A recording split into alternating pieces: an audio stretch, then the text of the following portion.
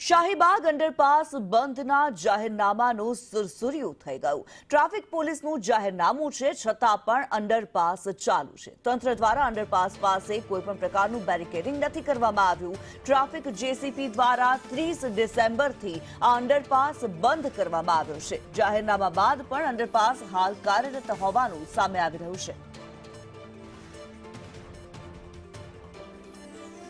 શાહીબાગ અંડરપાસને બંધ કરવામાં આવ્યો છે, છતાં પણ આ અંડરપાસમાં વાહન વ્યવહાર ચાલુ હોવાનું સામે આવી રહ્યું છે। જિગ્નેશ પટેલ અમારી સાથે લાઈવ જોડાયેલા છે। જિગ્નેશ, શાહીબાગ અંડરપાસ બંધ કરવામાં આવ્યો છે, જેસીપીનું જાહેરનામું અને તેનો ભંગ થતો જોવા મળી રહ્યો છે।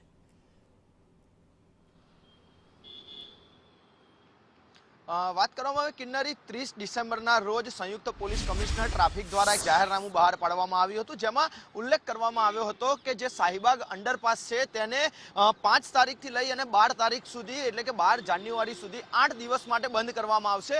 અને આ અંડરપાસ બંધ કરવા પાછળનું કારણ હતું કે જે બુલેટ ટ્રેનની જે કામગીરી ચાલી રહી છે, જેના સ્પાનનું જોડાણ કરવાનું છે અને તે સ્પાન અંડરપાસથી એક્ઝેક્ટ ઉપર હોવાથી કોઈ હોનારત ન સર્જાય તે માટે જે કામગીરી છે તે કરવા માટે અંડરપાસ બંધ કરવામાં આવશે તેવી જાહેરાત અને જાહેરનામું સંયુક્ત પોલીસ કમિશનર દ્વારા બહાર પાડવામાં આવ્યું હતું। પરંતુ જ્યારે સંદેશ ન્યૂઝની ટીમ 5:15 તારીખે, એટલે કે અત્યારે સવારે જ્યારે અંડરપાસ પહોંચી શાહીબાગના, ત્યારે અંડરપાસ કન્ટિન્યુ ચાલુ હોવાના જે દ્રશ્યો છે તે સામે આવી રહ્યા છે। ટ્રાફિક પોલીસ દ્વારા એક પણ પ્રકારનું બેરિકેડિંગ કરવામાં નથી આવ્યું, એટલે કે જે અંડરપાસ બંધ કરવા માટેની જે પ્રક્રિયા કરવાની હતી તે કરવામાં ન આવી હોવાનું અત્યારે દ્રશ્યો છે તે સામે આવી રહ્યા છે।